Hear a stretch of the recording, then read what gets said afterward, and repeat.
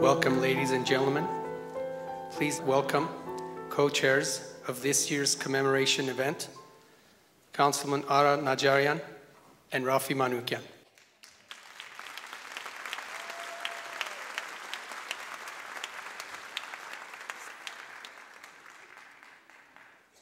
Good evening, ladies and gentlemen. This year marks the 11th annual commemorative event for the Armenian Genocide sponsored by the City of Glendale. This year I'm very proud to co-chair the event with my colleague on the Glendale City Council, former Mayor Razmik Mansourian.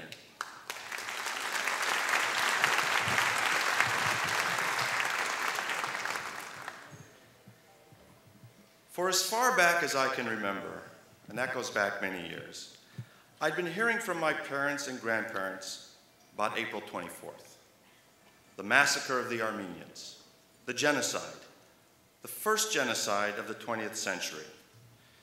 I remember being held by my hand by my grandfather, and we marched in front of the Turkish consulates in the public square in downtown Cleveland, Ohio, in protest of what the Turks did to the Armenians. In those days, the genocide was a once-a-year commemoration.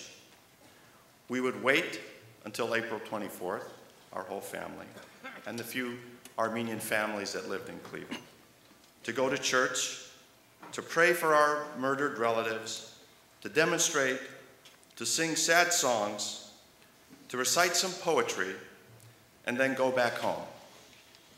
And then we would wait until the next April 24th to roll around, when we would do it all over again. It was an annual event, just once a year. Not that we forgot about the genocide the rest of the year, but we never outwardly expressed our feelings. Well, things have changed since those days. They've changed a lot. Now, in 2012, all Armenians worldwide have placed genocide recognition at the front of their minds. It's become almost a daily issue of discussion in every Armenian household. Newspapers write about the genocide weekly.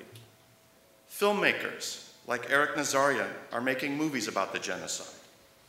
The internet is alive with websites, blogs, and videos about the Armenian genocide. Turkish historians are writing books about the genocide and agree with the Armenians that something has to be done to right the wrong. More and more nations are recognizing the genocide, like our neighbor to the north, Canada, thanks to brave men like Mr. Kerjanis. Today, thousands marching in Hollywood, thousands at the Montebello Monument. It is inevitable that soon an overwhelming number of the countries of the world will recognize the genocide, and then perhaps the Turks will accept their guilt and their obligation to make restitution to Armenia, like Germany has done with Israel. This is progress. This is progress that my grandparents could never dream of. This is progress that until recently, I could never dream of. Instead of growing weaker and weaker over time, our cause is growing stronger and stronger. From a few speeches and poems to a group of elderly Armenians on a cold, rainy afternoon in Cleveland, Ohio, 40 years ago, to today, when the voices and cries of our martyrs are trumpeted worldwide, and each year these voices are growing louder and louder until soon it will drown out the garbage and the lies of denialist Turkey and its confederates. It is truly a miracle that the Armenian nation survived. Even Sir Winston Churchill wrote shortly after the genocide, "But surely this has to be the end of the Armenians."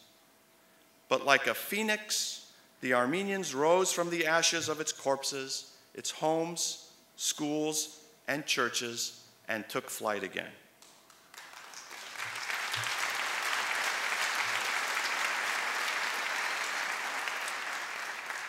Now, every so often I hear, "Why don't you Armenians forget the past and go on with your lives?" To those, I say, if you do not render punishment to the criminal and justice to the victim, then you only encourage the criminal to commit new crimes.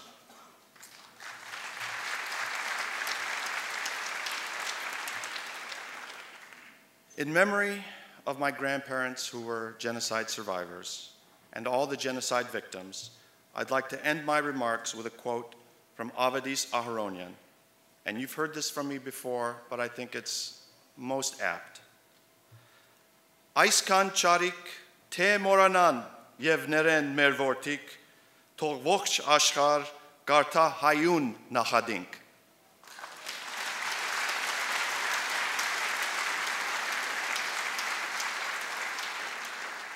And simply put, translated, that means, if these crimes are forgiven and forgotten by the coming generation, let the curse of humanity befall us. Thank you. Rafi. Thank you very much, and thank you all for attending. I also want to, it's an honor actually, to be serving with Council Member Eric Nazarian on this, to be the co-chair on this committee. Please give him a big hand again.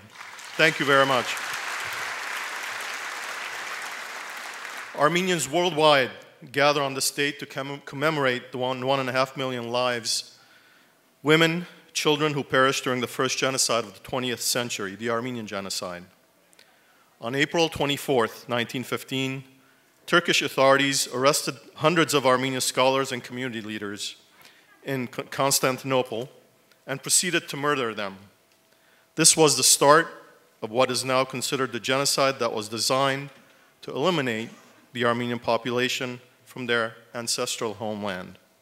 The government of Turkey carried out this genocide through massacres, death marches, plunder, and murder. The remaining Armenians who managed to save themselves by leaving their homeland empty-handed, their homes, their property, their livestock, all of their belongings were stolen by the Turkish authorities. Most of us in this room tonight did not personally experience or witness these atrocities. However, most of us can trace our backgrounds back to family members who did. These acts of ethnic cleansing will not, should not, and cannot be forgotten. It is the responsibility of us all, not just Armenians, to make the world remember, recognize, and learn from the events of 1915 so that they will never occur again. They will never happen again. It is my hope that this evening will remind us what our parents and our grandparents suffered and make us proud that our homeland and our culture has survived these horrendous time in history. Thank you.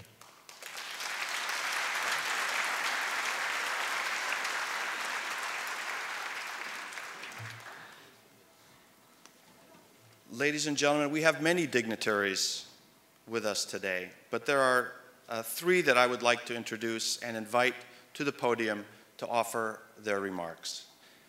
The first is well known to the Armenian community. He is our champion in Washington, D.C., our very own, our beloved Adam Schiff.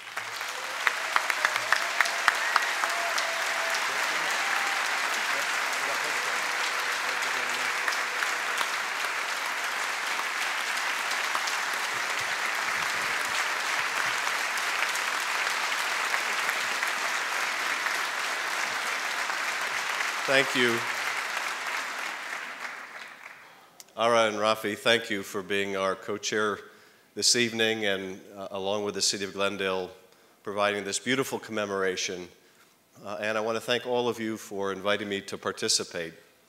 It is an honor to join you and to pay my respects to those who perished, the 1.5 million men, women, and children who lost their lives in the first genocide of the last century.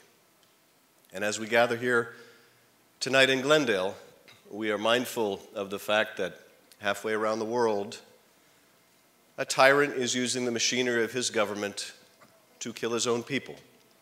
He is killing thousands of people with tanks and artillery and snipers. And we are also mindful of the fact that we are proud that we have a courageous ambassador, who is reporting to us of the atrocities being committed.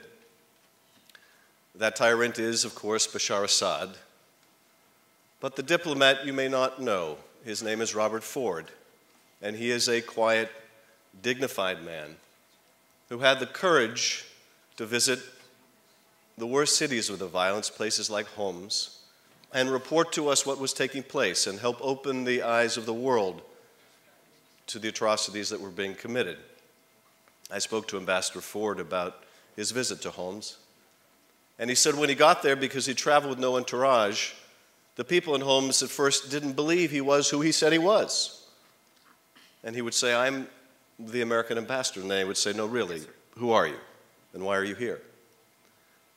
And he took those risks in the finest tradition of American diplomacy, a tradition best exemplified by Henry Morgenthau, who, at his own peril, reported back to Washington the horrors of the Armenian Genocide, who helped open the eyes of the world, who helped, in his dispatches, provide some of the first documentary evidence of the genocide.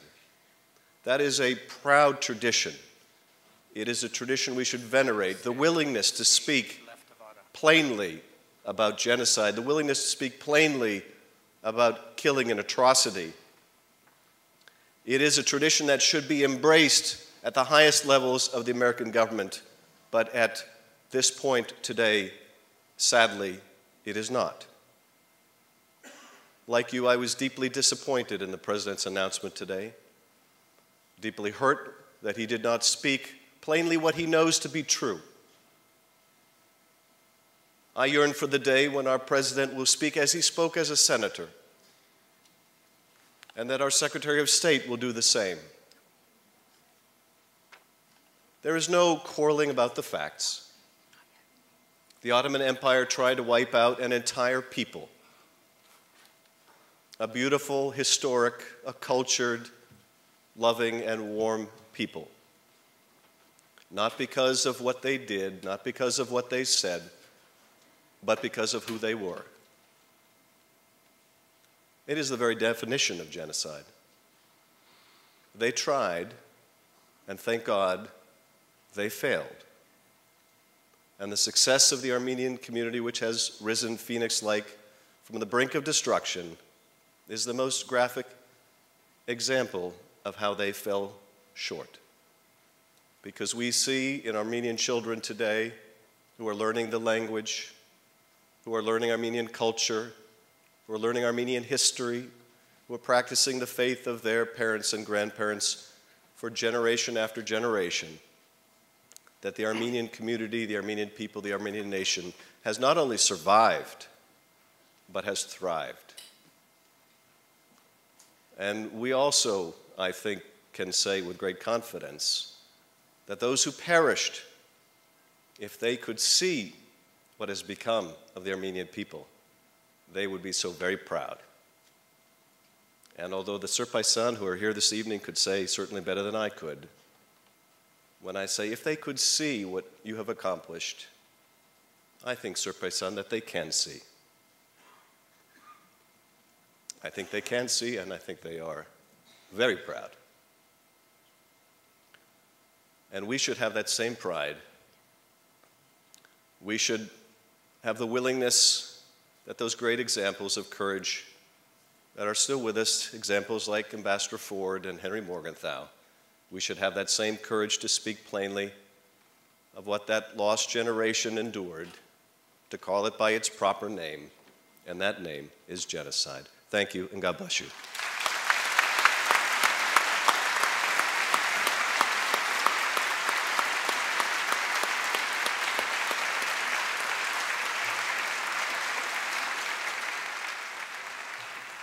We're so fortunate, but how apropos, to have in the City of Glendale the consulate office.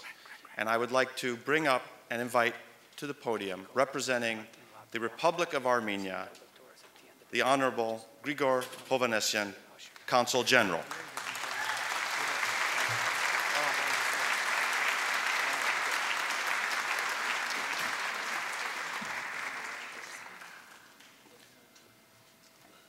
Dear co-chairs, Honorable Mayor, Congressman, residents of Glendale, dear compatriots. As always, it's a privilege and honor for me as a representative of the Republic of Armenia to be here in one of the most Armenian cities outside of Armenia. The last few days, few weeks were emotionally charged, full of various events. Sacramento, Montebello, various cities across California. Signs, expressions of solidarity with our people that is still struggling with the history, that is still struggling with denialism, and still struggling with obtaining guarantees for security and well-being of its newly independent country. This may have become already a routine.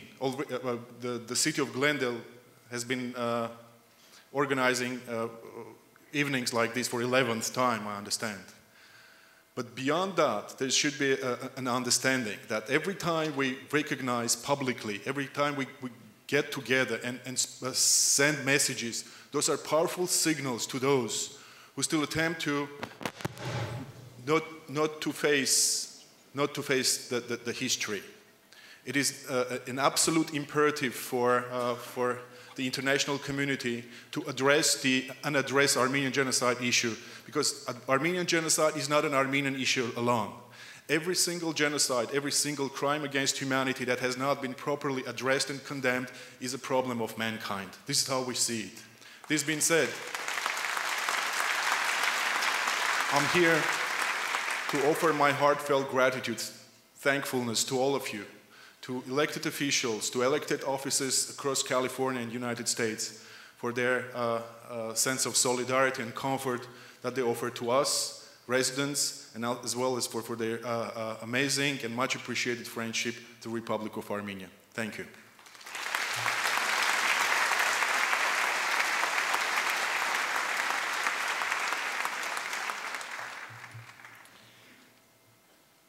I believe I saw our representative, Mike Gatto, in the audience, representing us in Sacramento for the 43rd Assembly District. Mike Gatto has been a true friend of this community.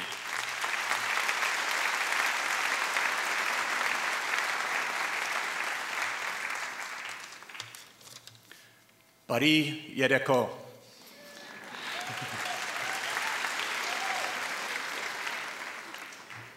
Yes, Mike Gatonem, and I have the distinct honor of representing this community in the California State Legislature. I want to thank Baron Councilman Eric Nazarian and the entire committee for putting this event together. This year, just like every other year that I've attended, it's been really, really just an honor that we bring to the city of Glendale.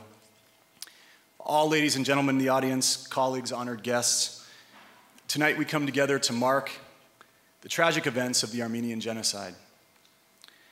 Ceremonies like this are being repeated all over the world, in government chambers, community gatherings, in churches, everywhere where people have the courage and the ability to freely discuss history. When we gather like this, year after year, we are making a statement that even with our busy schedules, even though our positions are politically unpopular to some, and even in the face of tremendous frustration with presidential and administration inaction, that the people of this community will pause to contemplate man's inhumanity to man, to reflect on what happened and why, and to utter the two simple words, magic words, that have become a mantra to all those out there desiring peace: never again. The Armenian community has thrived and prospered despite facing near extinction less than 100 years ago. Here in Glendale and across the entire state, individuals of Armenian descent have become beautiful embroidered patches on the quilt work we call California. This community is blessed to have great representation in Washington, D.C., in the person of Adam Schiff, who has worked with both passion and pragmatism to keep this issue alive at the federal level.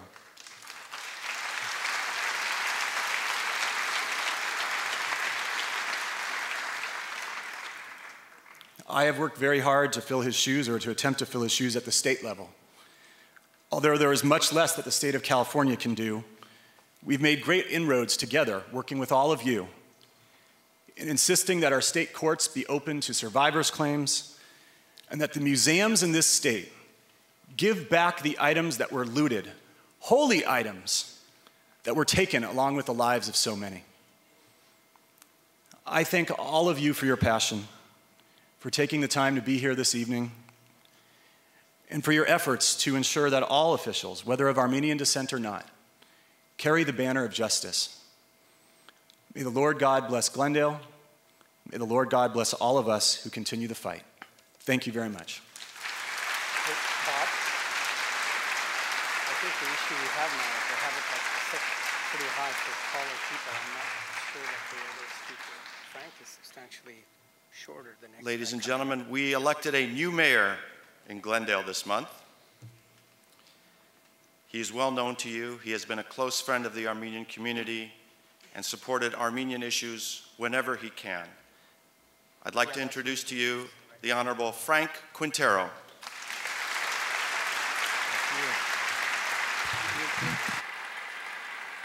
Well done. Thank you very much. It's an honor to be here on the most solemn day of the Armenian calendar.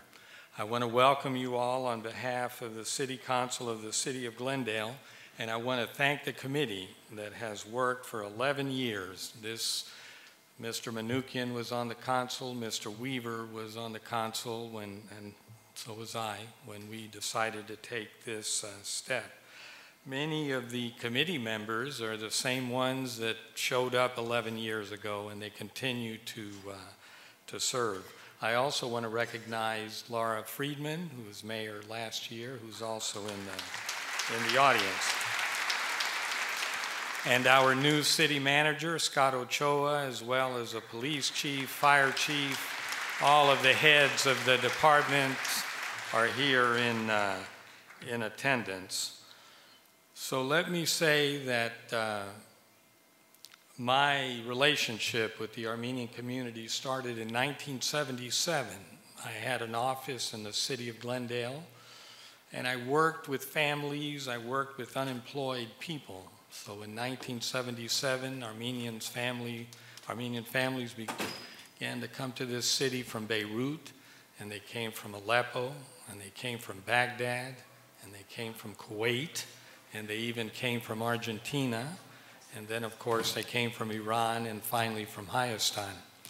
So our job, my job, was to get to know these recent immigrants, to find out what they wanted to do with their lives and how we could go about effecting that change. But in addition to that, because I loved history, it was something that my family was always involved in, I would always ask them, what happened? What was your story? What happened to you? What happened to your family? And the stories that I heard were just astounding. Just astounding. And so I quickly understood what Armenian families had to do in the diaspora, what they had to do in the United States, is talk to other people, talk to non-Armenians about what happened to their family. Not 1.5 million people, but what happened to my grandparents, what happened to my great-grandparents. And that to me is proof positive that can't be denied. Any human being that listens to an Armenian talk about his family's or her family's experience understands that it was for real, that it was a genocide, that what the Turks did was unconscionable, and it was literally insane. There's nothing to discuss. There's no history to go back and forth on. There's no numbers to talk about. There's only each and every family's history that history has to be developed and told to other people. So how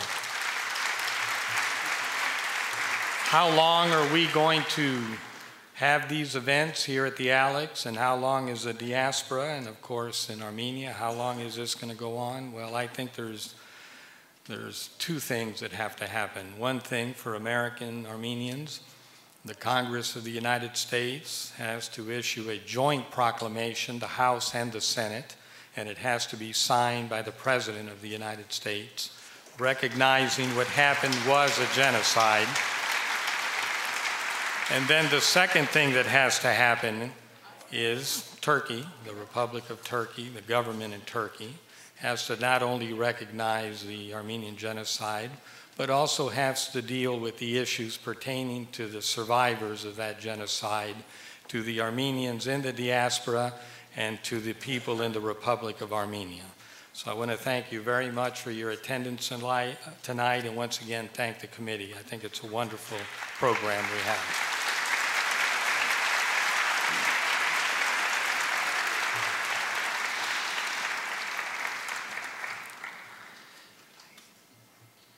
Many dignitaries are in the audience with us tonight, and unfortunately, we just don't have the time to invite them all up to speak. But the ones that we're aware of, and please forgive me if we've overlooked you, when the lights went down, you may have come in. But we have, of course, Mayor Quintero, all the members of the City Council are here, Rafi Manoukian, Council Member Dave Weaver, Laura Friedman, and myself. Our city manager, Scott Ochoa. You heard the great words from Congressman Adam Schiff, from Assembly Member Mike Gatto. Rafi Nazarian, representing Senator Barbara Boxer, is here. Talin Mangioglu, representing State Senator Carol Liu. Rita Hajimanoukian, representing County Supervisor Mike Antonovich.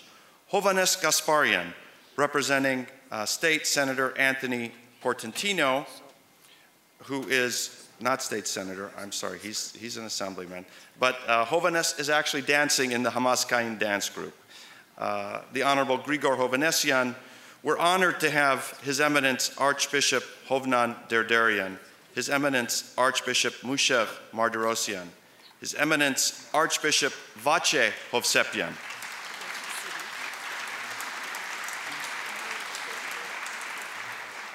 Representing the Catholic Church is the Very Reverend Krikor Shahinian.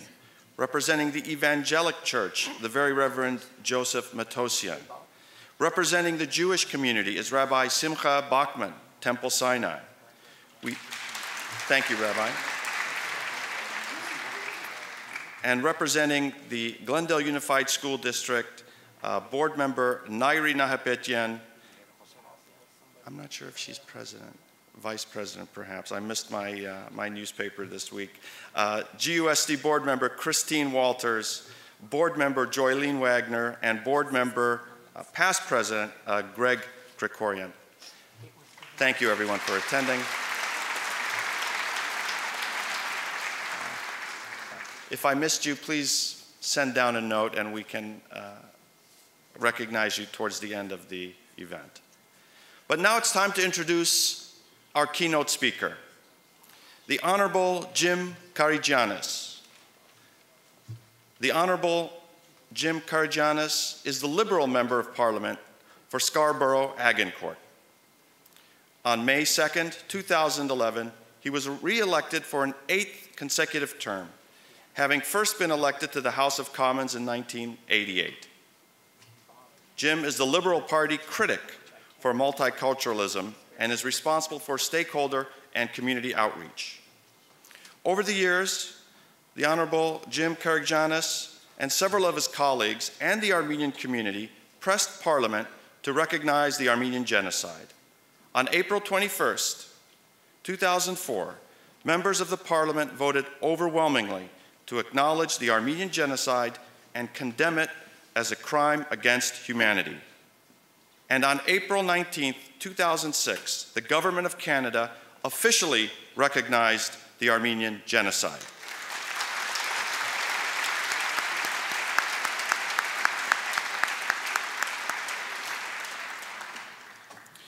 I know that Jim shares the pain that we have. As a direct descendant of the Pontian genocide, he knows the pain of this tragic chapter in world history. And I'm not sure that we all are familiar enough with that chapter because the Pontian genocide is hauntingly similar to the Armenian genocide. In fact, on November 26, 1916, Refat Bey, who was a cohort of Talat Pasha, stated to the Austro-Hungarian consul, he said, "We must finish off the Greeks the same way we finished off the Armenians." And the Greeks went on the death marches to the Syrian desert, and their young men and young boys were taken and slaughtered in almost precisely the same way that the Armenians were. It was done at the same time by the same Turks. In 2006, Jim Kerjanis and an international delegation urged the United Nations Educational, Scientific, and Cultural Organization, UNESCO, to condemn the eradication of ancient stone khachkars in Jukha, Azerbaijan. He was born in Athens, Greece in 1955, and he immigrated to Canada in 1966. He holds a Bachelor of Applied Science in Industrial Engineering from the University of Toronto and a Fellowship of Business Administration from the Canadian School of Management. He is married and is the father of 5 daughters. Thank you for coming down from Canada, Jim Kerjanis.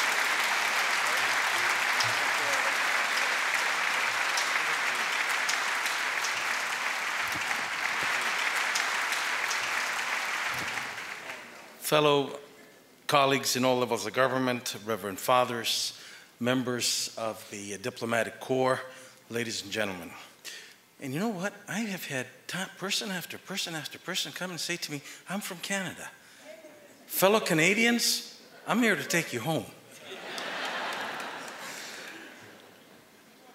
In 2006 or 7, the Armenian community in Toronto wanted to introduce in the curriculum, the Toronto District School Board, that they teach about the genocide.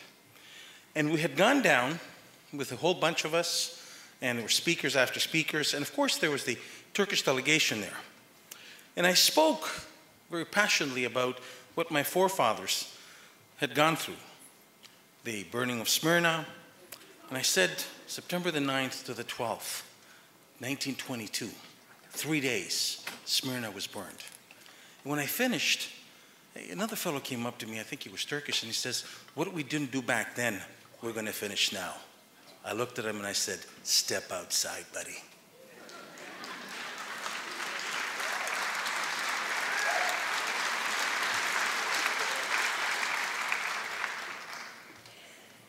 He didn't, I didn't, and thank God that we didn't become front page of the newspaper. Last year, our party, we lost the election even more badly, and I became the critic of multiculturalism. And since then, there's a campaign by the Turks in order to have me ousted from the position that I hold, which is Shadow Secretary of Multiculturalism. And you know what? I was very proud today to learn that my leader went out on Parliament Hill and he spoke to 10,000 Armenians. No question, no hesitation. It's a genocide. Which part of that does the world not understand?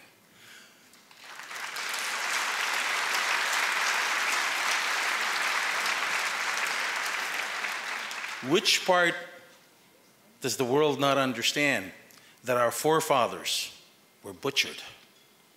Which part does the world not understand that we went under the knife of the Janitsary? Which part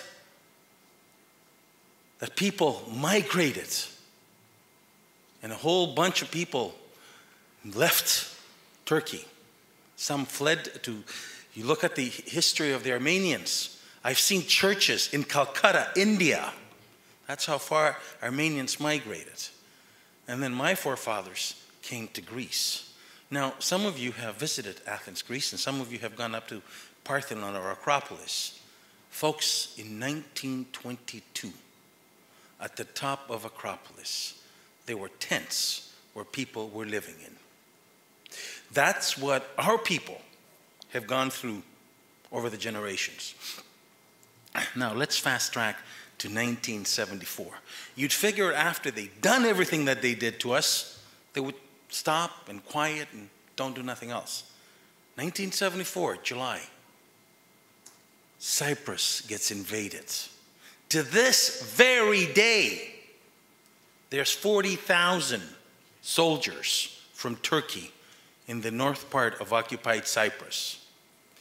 And when you go to Cyprus and you go to Lefkosia or Nicosia and you cross the border, there's a picture on the Turkish side that says, peace at home and throughout the world. And I looked at that sign when I was down there and I go, hold on a second, do I need glasses? Do I need a translation? Is that in Turkish? Is that in Greek? No, it's in perfect English. Peace at home and the rest of the world. And I said to myself, 40,000 soldiers in the occupied north part of Cyprus. Now, I could be wrong, but my colleague from Congress here might correct me, but I don't think there's 40,000 soldiers that we have in Afghanistan. And there we're fighting the Taliban. Who are they fighting in Cyprus? Who are the Turks fighting in Cyprus? You know, I'm losing it. I'm completely losing it. But we know that Turkey has an expansion policy. We know that the Turks want to buy nuclear power. And yes, Canada was engaged and wanted to be negotiations of selling them the CANDU nuclear reactor. Folks, we Canadians gave, was Atoms for Peace or Atoms for Food, nuclear power to nuclear reactors to Pakistan and India. And you know what happened there, right? 1974, just recently, they tested the nuclear bomb. So why does Turkey want to buy nuclear power? And why are they after the Canadian nuclear technology? You figure it out. Probably wants to say to its neighbors, line up and be quiet. But you know what? I don't think we can be quiet. I don't think I can be quiet. When I was born in a refugee camp, when I see in the eyes of my mother, she's 82, she's still holding on. She looks at me and says, yep, you worked on the Armenian Genocide.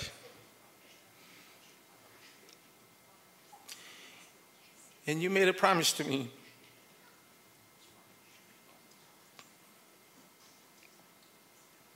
that you were going to do everything you can for Canadian government to recognize the Pontian genocide. 1.5 million Armenians were butchered. And when they thought they had finished with you and wiped you out, they turned to the Greeks.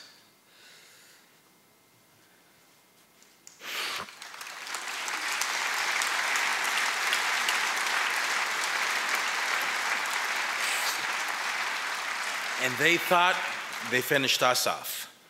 Guess what, folks? It's still going on today. Talk to anybody that's a Kurd from Turkey. They had elections last June. I went to the elections. And one of the laws that they state is that no police officer or army person can be within 100 meters. This is about 120 yards from a polling station. I got evidence. I took pictures of a police officer wearing a gun inside the polling station. I was in Moose the day of the elections. And in the morning, at 7 o'clock, there was about 100 police officers. They marched down the streets and they took key positions. And after the voting was done, they had the water tanks and had the cops with the riot gear. For what? For people that wanted to practice democracy? For people that wanted to vote? Is this what you call democracy, Mr. Entrogan? Folks, that's today. That is today, right here, happening today. So I can tell you what we did in Canada and all that stuff, but I'm sure you can go on the internet and figure it out. How we spoke to the Prime Minister. There were 3 of us. There were 3 Greeks and an Armenian, Sarkis Asadorian, my good friend, that I met a couple of days ago, and we reminisced about what happened. And we single-handedly said to the Prime Minister that, look, you know, we need to get this through. And he said, okay, you got freedom, go ahead and vote the way you want. He said to the cabinet, you can't vote against the government. But even cabinet ministers voted against the government at the time. And overwhelmingly we passed it, and then the government of today declared in 2006 as a genocide. But I think what we need to do is, not only in Canada, I know that the United States, in your Congress, you passed it through many years ago, but I think that we have to tell the world, you can't deal with a nation that does not respect human rights. You can't deal with a nation that does not respect religious freedom. And you can't deal with a nation that does not have an emphasis, those two things. So therefore, if you're dealing with that nation, then you're breaking your own rules. So we have the G8, and we have the G20. Now, if you look at the G20, Turkey is part and parcel of the G20. So how can we, the rest of us, the rest of our countries, allow Turkey to be part of the G20 when Turkey has a dismal record of human rights, a dismal record of freedom of the press? Did somebody say Hrant Dink? And has a dismal record of religious freedom. They don't call the patriarch a patriarch, especially the ecumenical patriarch. He say he's Rum Papa, which means he's the Romans, or you know, they call the Greeks the Rums, a priest. And the same thing is happening to the Catholicos in Istanbul. So where is this country wanting to say, I'm a great power, I want to belong to the G20, and yet it's okay to kill Hrant Dink. It's okay not to allow political freedom for people that want to get elected in Mush and in Kurdistan. And this is where we have to challenge our own elected officials. This is where you, as individuals, but not alone, you have to reach out. You have to reach out to the Cypriots. You have to reach out to the Greeks. You have to reach out to the Syrians. You have to reach out to the Egyptians, especially the Coptic Egyptians, because together you become a fist and you become strong. And together we ask our governments, our respective governments, for them to stand up and protect human rights, for them to stand up and protect religious freedom, and for them to say to the nations that want to deal, that want to trade, well, you want to trade with us? Unfortunately, you can't respect that, so therefore, you know, we're going to have some economic difficulties here. So when you have economic difficulties, the country that wants to surpass this, whoops, I got problems. So the message is very simple to all of you. What the Armenians did in Canada, and although there's 80,000 of them, to 100,000, depends what figures you believe. I got to tell you, they got a lobby like they're 2 million. And they're vocal.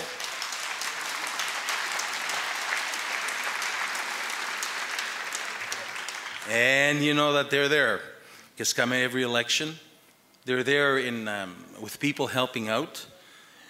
They're there with youngsters on the phones, putting up signs, canvassing. You see, in our election, it's a little different than down here. We got a spending cap that we can't spend more than $85,000. So, you know, politicians, you can only give so much. But in that respect, you have to exercise your political rights. My colleague in the Congress spoke eloquently, but however, I think he needs your support. And when I say he needs your support, he needs you to be a voice. He needs you to be a baseball bat that he can go and hold and look at people and say, changes need to be made. So therefore, I ask of you to do a grassroots campaign. In Canada, what the Armenians did, they sent letters. I remember my good friend Harout that is traveling with me one night, we must have stuffed 2,500 letters. We were sitting there stuffing, sending it to the Armenians and say, do something. Send letters, yes, make phone calls, send emails, Twitter. Just keep the movement alive. You can't say we're here today on the 24th, yes, it's over, it's done. And we're going to get together, as my colleague, my good friend said, and I think it was in Columbus, Ohio, was it? Cleveland, that next year we're going to get together again. Folks, the struggle does not stop tonight when you go home. The struggle continues until 23rd of April next year. Because you're going to have to make sure that your neighbors, your friends, and everybody in all the houses know what is going on. Now, you're going to say, okay, so we're going to finish in the United States, and the United States is going to do the right thing and whatever it is. But hold on. Has Mexico done the same? No. Has Jamaica done the same? No. Has England done the same? No. Has Germany done the same? No. The struggle is until 170 countries or 180 countries, what the number is, each one of them, not failing one, recognizes what happens to our forefathers.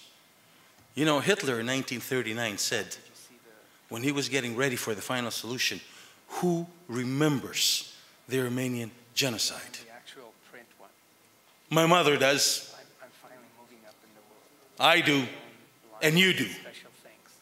So I ask of you, get aggressive, get militant. Of course not. I went from that. And where I say get aggressive and get militant is grassroots aggressive, grassroots militant.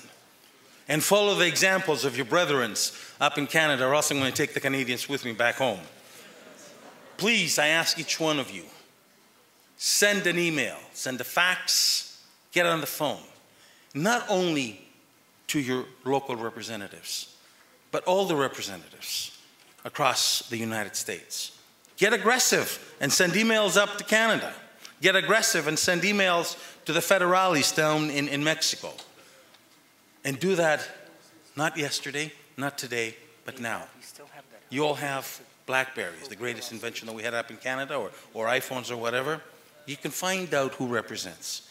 Please do that, or else if you don't help me, I won't be able to look at my mother in the eyes when I go back home and say to her, Mom, I tried, and I'm going to do it, and I'm going to get the Pontian genocide recognized in the House of Commons. Folks, we got to stop all genocides. Never again. Your forefathers said it, you're saying it. Never again. Never again are we going to allow what happened in Cyprus. Never again are we going to allow what happened in 1905 in Constantinople. Never again are we going to allow what's happening today in Kurdistan. Never again will we forget what happened to our forefathers. So if we're not going to forget, please do the right thing. Get militant, get active, send an email, get a phone, send a fax. Do something, because if you don't, you're failing our forefathers. I want to thank you for having me. It's been a delight to be with you. And altogether, I just want to hear two words. Never again. Never again.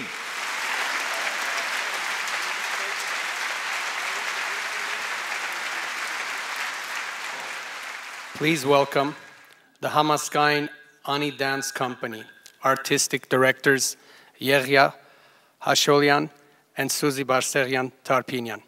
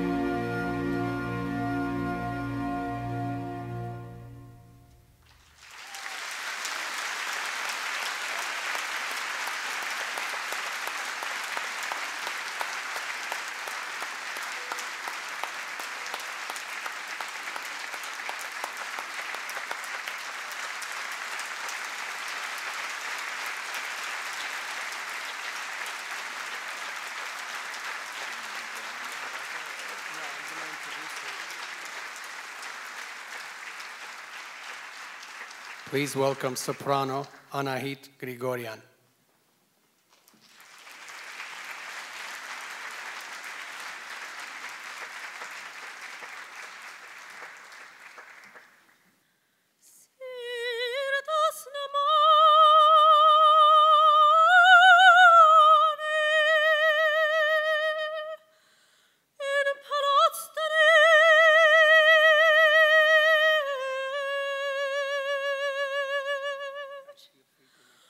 Tre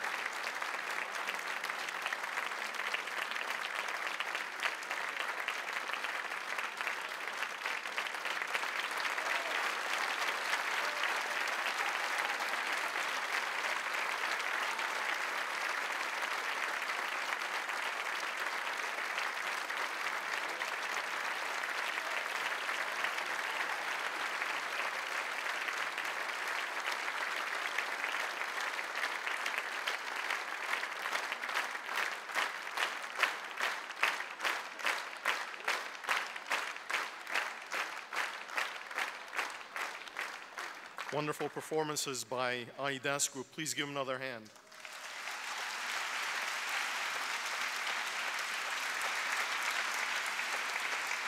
Wonderful presentation by soprano Anahit Grigoryan as well. Please give her a big hand as well. And Honorable Jim Karygiannis, thank you very much for those inspiring words. You can be assured that we will take them at heart. At this point, it is my distinct pleasure to present the next speaker. Eric Nazarian is a Los Angeles-based filmmaker and a screenwriter. A graduate of the University of Southern California School of Cinematic Arts, he holds a Bachelor's of Arts in film production. He is the recipient of prestigious Academy of Motion Picture Art and Sciences Nicholl Fellowship in Screenwriting for his original screenplay, Giants, The Blue Hour, his first feature film as writer-director, world premiered at the 55th San Sebastian International Film Festival, going on to win 6 international awards. The film is composed of 4 multi-ethnic short stories revolving around the Los Angeles River. His most recent film, Bolis, is on the International Film Festival circuit. It tells the story of an Armenian old musician who returns to Istanbul to find his grandfather's oud shop and a family heirloom that disappeared during the Armenian Genocide. Eric Nazarian is currently a fellow at the Fox Writers Intensive Inaugural Cycle at Fox Studios and is working on Giants and a trilogy about globalization. Please welcome Eric Nazarian.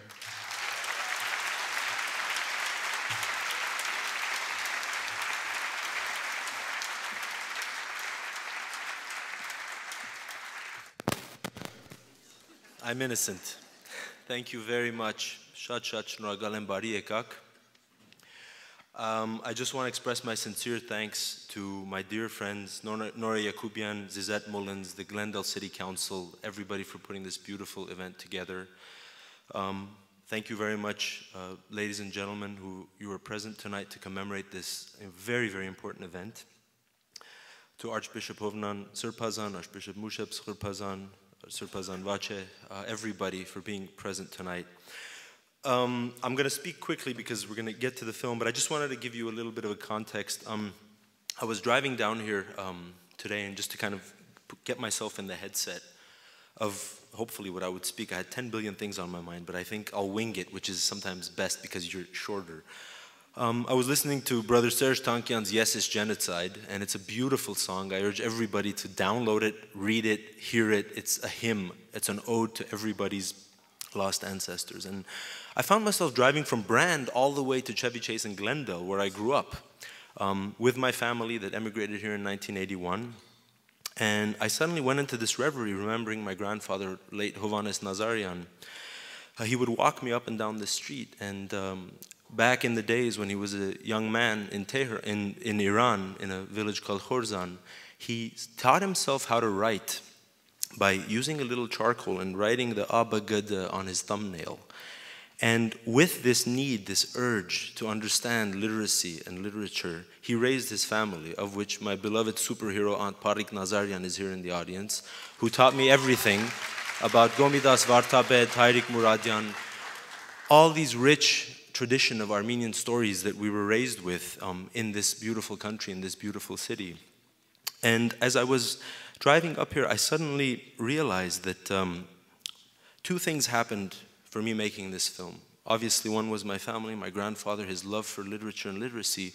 When I was growing up, on Saturdays, he would sit me down and help me with my Armenian homework, and he would read me these poems and these stories by these people known as Siamanto and Daniel Varujan, and words like Grigor Zohrab, and thanks to my aunt, Komitas Vartabet. And I grew up hearing this word, Bolis, Bolis, Istanbul, Bolis, Bolis. And for some reason, it just felt like this faraway place that was this magical, lost generation kingdom.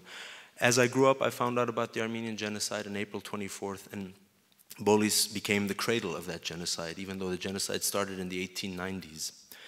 But I'm not here to talk about the tragedies that we all know of. It's unspeakable, and no words, no films, no images could ever speak to the suffering of our people, of the Pontic people, of the Assyrian people, of the Jewish people. Genocide is something that could never be articulated with any words. We spend our lives as storytellers trying to create words and images to capture emotions, but there are most emotions that are impossible to capture with verbs and adjectives and images. So, that said, my dear Professor Woody Omans and his lovely wife Florence are here from USC Film School. Woody asked me in 2007, right around the cusp, he said, telling stories is not enough. What is your time asking of you? And that really stuck with me. I was struggling to find out what my time was asking of me as an Armenian, as a storyteller. About a month later, I received word at the editing table that Hrant Dink was assassinated. The DNA of Bolis was born on January 19th, 2007, as I was editing my first feature film. Somehow, this character of Armenian Mouradian, an oud player from the diaspora, and Reyhan, a Turkish widow in the Anatolian side of Istanbul, germinated inside the muse, and I started writing the story. It became a feature screenplay, Bolis. Cut to 2 years later, I received an invitation by a Turkish producer to basically participate in an omnibus of 6 films called Do Not Forget Me Istanbul. They invited me to represent the Armenian story of Istanbul. And immediately my fists went up. Naturally, I'm a diaspora Armenian. I was very grateful for them thinking of me and respecting my first film. But I asked them that the only way I would accept this invitation would be if I were to come to Istanbul, make my film, have final cut, and use the word genocide to be distributed inside Turkey.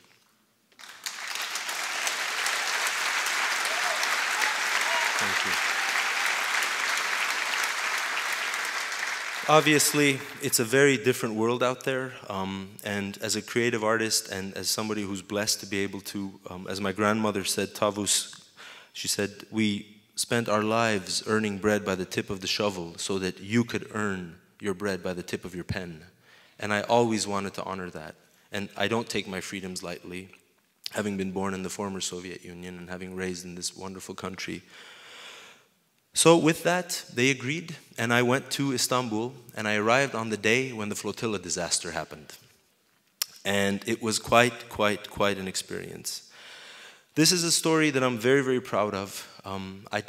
Earlier we were talking about the phoenix and this symbol of ashes and resurrection. I also think a lot of times lately what's happening to our cause of genocide recognition, we're kind of like the myth of Sisyphus. We have this big rock we're rolling, and wonderful congressmen like Mr. Schiff and Mr. Kerjanis, they're rolling up this rock every year, and every time it gets to the top of the hill, because the gods condemned Sisyphus to rolling this rock up, that rock falls down and tramples Sisyphus over, and he falls back down. But guess what? Every time Sisyphus gets trampled, his bones get stronger. You break a bone, it heals, it's even stronger. This is the way I see our diaspora. This is the way I see my Greek brothers, Spiros Diamantis and Haris Zambarloukos, brothers Adam Grigoryan and Vaya Berberian, all my dear brothers who were the wind in my sails when I was shooting this film in Istanbul, working with a crew of 40 Turks and Kurds, all of whom were very respectful to what I was trying to do, which is give voice to my people through the act of storytelling. Storytellers are some of the most oldest public servants, and I'm proud to follow in that tradition. I try to tell a human story, but never to shy away, never to apologize for speaking very clearly and very directly about the Armenian genocide. 3 syllables, genocide. So I hope you enjoy this film. It's a love letter to those ashes of the Sisyphus that kind of resurrected themselves through the art of cinema, which I'm blessed and honored and thankful to God for blessing us with, because images and words tell stories. I was fueled by Steven Spielberg's Schindler's List that I saw in Maryland with my best friend Abba Rostomian in the audience when I was 17 years old, about 18 years ago. That tells you how old I am. And I was blessed to buy the book On America, America by Ilya Kazan, one of my biggest heroes, across the street from Brand Bookshop. So Destiny, Jakatakir, whatever it is, thank you for keeping the flame alive, for being here, for giving voice to what must never be forgotten. And most importantly, for braiding these histories, because we don't know enough about the Greeks. The Greeks don't know enough about us. We don't know enough about the Assyrians. If we all come together and tell stories, this is the way our ancestors will never die. Shnoragalem.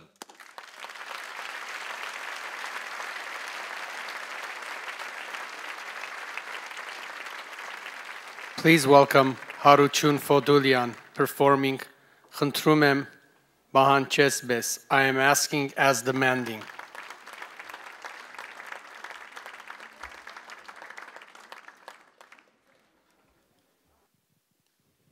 Դու, որ գալիս ես մեր մանուկների արդար պահանջով, իբրև պատասխան նրանց սրսփուն ակնկալիքի, դու, որ գալիս ես մրսկան արտերի դողդոջուն կանչով, իբրև պատասխան նրանց կարիքի, դու, որ ոտներդ խճողել ես դեր անցյալի ցանցով, մինչդեռ ձեռքերդ պարզել ես, ահա, կանչող գալիքին, արի նոր տարի գալուստդ բարի,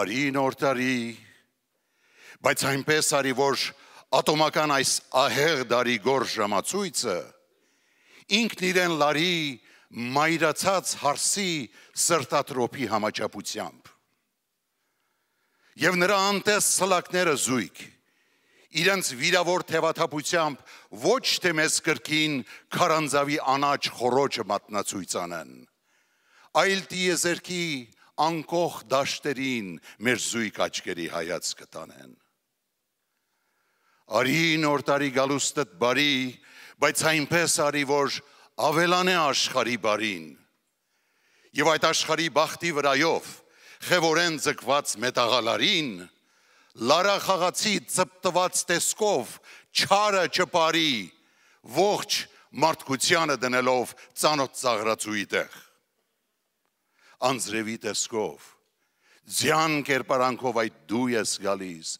արի նոր տարի գալուստդ բարի, բայց այնպես արի, որ անձրևը հորդ սրբելով տանի ոչ միայն կեղտը հոգնած մայթերի, այլ նաև փոշին ու մուրը հոգու, և ձյունը իջնի որոգայթների, ծանր ամոթից շիկնած այտերի, ուրացումներից դեղնած, ժանգոտած սրտերի վրա, և իր ճերմակ բարությամբ շռայլ, մարդուն, մարդու դեմ պարզերես անի, արի նոր տարի, բայց այսպես արի, և ոչ թե այնպես, որ ձյունը ճերմակ դառնա վարակի սավան ու վերմակ, և որ անձրևի ջուրը աստվածածին մարդու արյունը ջրի վերածի, ու ճարագայթն ամբից մկրտվի իբրև ահեղ ու պիղծ նոր հիվանդությամբ դիվային անուն, որից մինչև իսկ մահն է մահանում։ Արի նոր տարի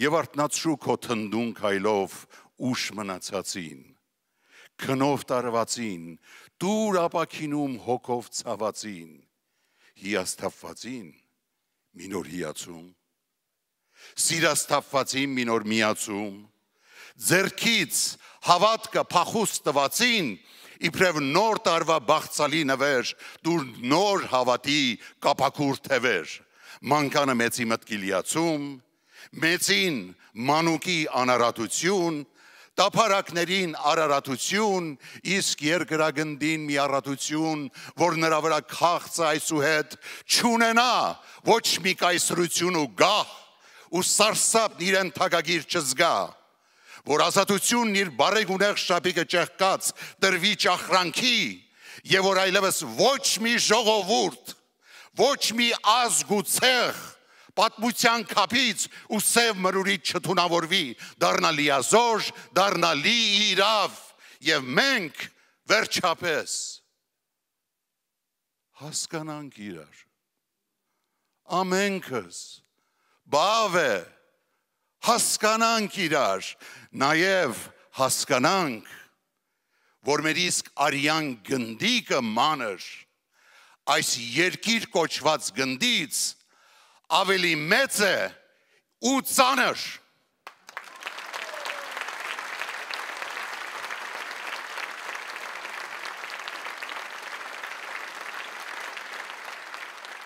Please welcome back Eric Nazarian.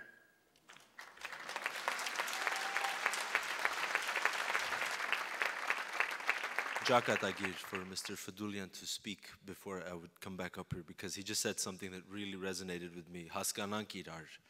This was my hope in making this movie, for them to understand us and why and what has happened.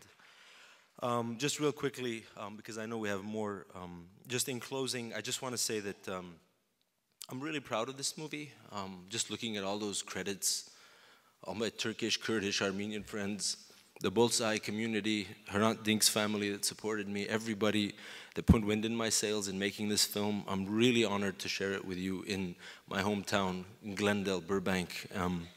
Who would have thought, you know, an Armenian family from Iran immigrates to Soviet Armenia, comes to LA, and their grandson and son ends up being able to go back to Bolis to give voice to all of your ancestors. So, շատ հուզված եմ եւ քո շնորհակալ եմ բոլորիցդ.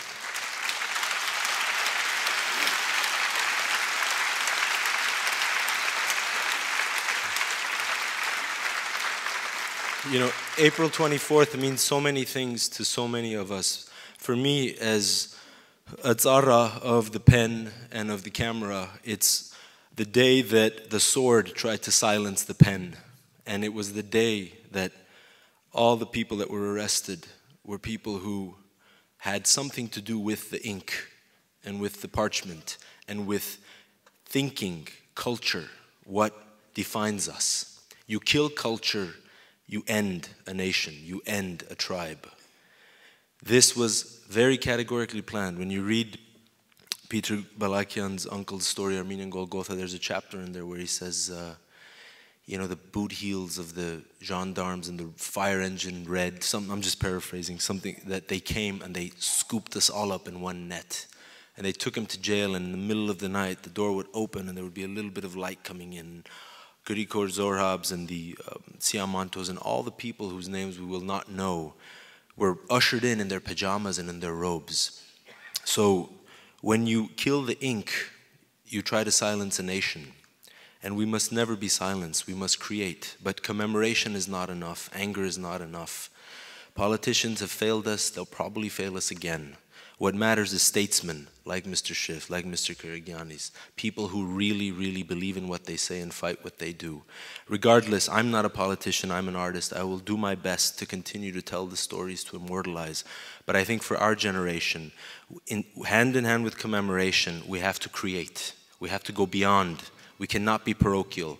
We have to transcend, create, and transcend our own limits, our own egos, our own complexes, and tell stories that are more human and relevant, like Elia Kazan did with America, America, like Steven Spielberg did with Schindler's List. But more importantly, to encourage the arts, because this is where culture thrives, long after we enter our graves. God give us all 100 years. Thank you very much. I'm honored to be here. Astvaz bolorit bahab.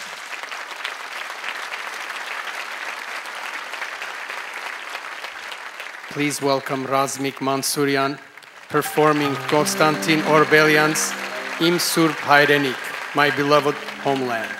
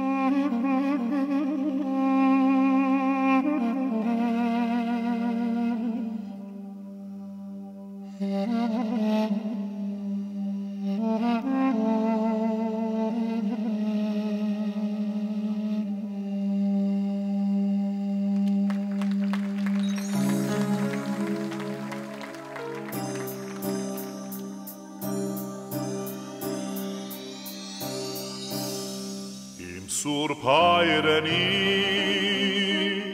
im ser Hayastan. Arevit ծնված, երկիր նայիլյան, խավարի գարկում, թե լինես անգամ, երազներն են լույսեր հավիտյան խավարի գրկում թելին ես անգամ քո երազներն են լույսեր հավիտյան հավատում եմ ես քո պարզ երկանքին հավատում եմ քո պայծառ գարունքին կյանքիդ ճամփեքին հերոսներ անման ես աղոթում եմ քեզ հետ մեզ համար դարերով տեսար եւ միշտ եւ ավեր մեր կյանքի համար հավերժ պայքարել օհիդ մեջ արցում ույսիդ մեջ ժապի միշտ արարել ես հպարտ հայրենիք օղիդ մեջ արցում ույսիդ մեջ ժապի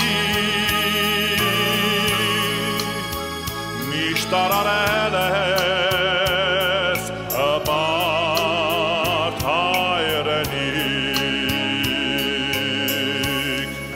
հավատում եմ ես քո պարզ երկանքին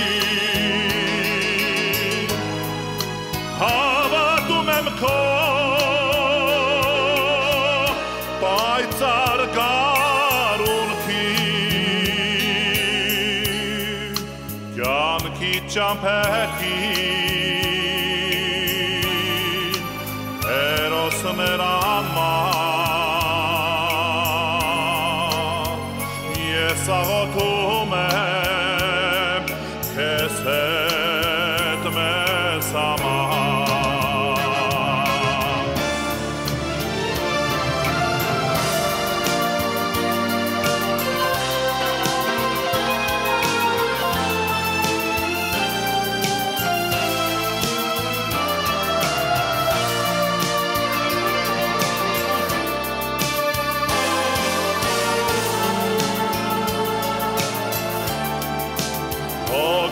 քո արի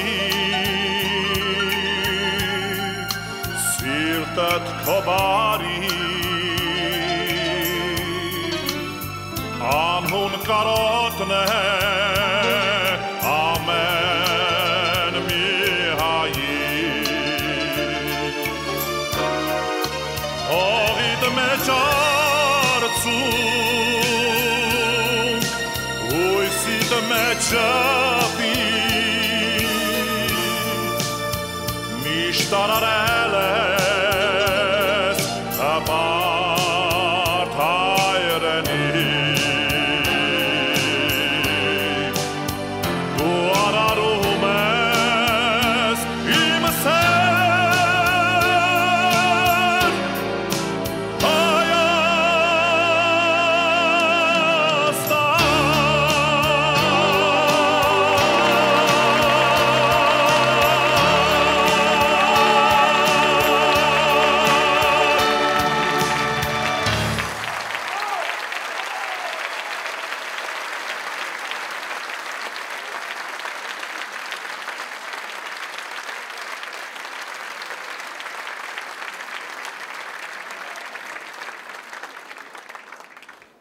Please welcome the Glendale High School Choir, Grace Sheldon Williams, Director.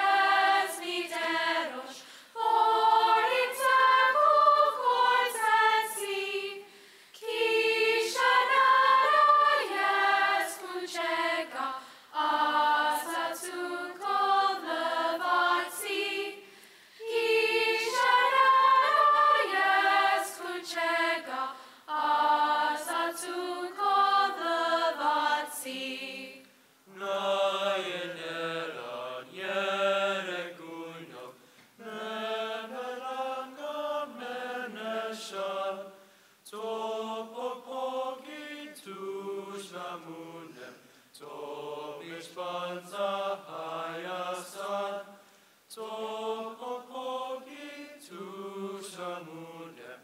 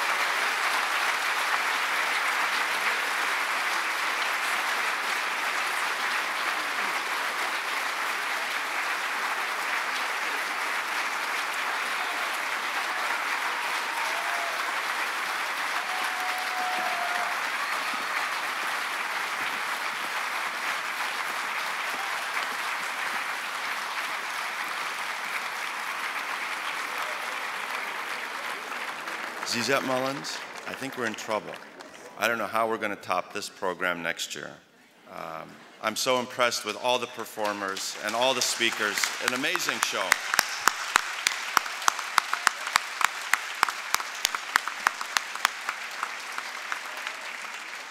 But we couldn't do this without the help of our sponsors. So we truly wish to thank Noror, Masis Weekly, the Glendale Association of Realtors, Home, the United Young Armenians, the Armenian Observer, Nor Hayastan.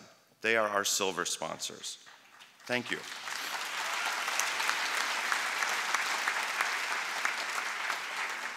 Our gold sponsors are the Armenian Cultural Foundation, the Glendale News Press, Alco Printing, Horizon, the Armenian Council of America, Asparez, and the Armenian National Committee of Glendale.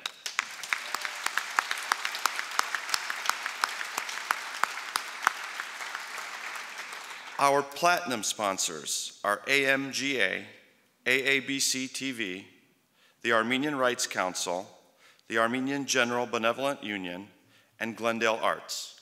Thank you.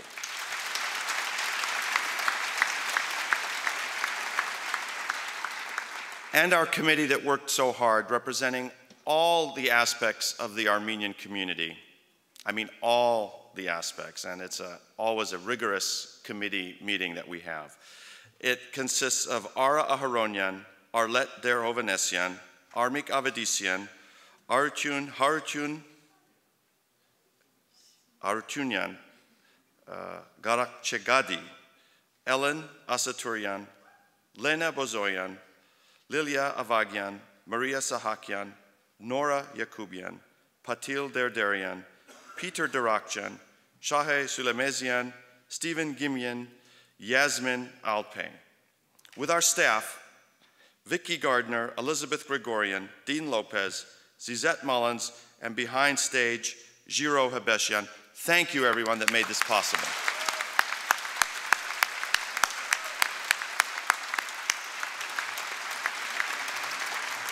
Rafi? I want to take this minute as well to thank all the committee members for all the hard work that they've done. I also want to thank my co-chair, Eric Nazarian, who's done a tremendous amount of work to make this evening possible. I also want to thank the City Council of the City of Glendale, our Mayor, Frank Quintero, Council Member Laura Friedman, and Council Member Dave Weaver, who have always supported this event. So I want to thank them as well. A few announcements before we finish tonight's event, and that's another event that we're having this Thursday, Man's in Humanity to Man. Thursday, April 26th at 6:30 p.m. at the Glendale Central Library. This event, now again it's in its 11th year, has a goal of educating the community about the various inhumane acts that have taken place in history with the hopes of preventing these in the future. This year, a short film competition was featured. Entries were based upon the following topics: mass killings and genocides, slavery, human trafficking and exploitation of men, women, and children, body organ trade. Additionally, the participants could explore the progress towards humanity. 3 films have been selected, and their submissions will be shown at this event Thursday night at 6:30 at the Central Library, and the producers of the films will discuss their entries. We are fortunate to have Mr. Peter Fischel, a Holocaust survivor, as our guest speaker. We are also pleased to announce that the International Academy of Film and Television, a new film school at 635 South San Fernando Boulevard, has generously pledged over $23,000 in scholarships to the City of Glendale in honor of the city's annual commemorative events. The Academy is donating 15 scholarships for its summer classes to be awarded at Man's in Humanity to Man event this Thursday. In addition, one of the top 3 winners from Glendale's short film competition will be eligible to win an additional scholarship for a diploma program at the International Academy of Film and Television.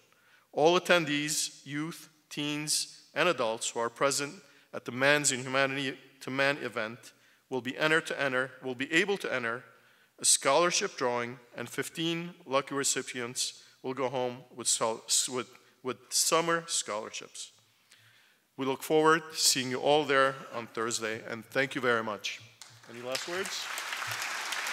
Thank you all for attending, and thank you to all the dignitaries and all the work that's been done, including the Alex Theater staff who helps with this event every year without any hesitation. So thank you all. Thank you for coming.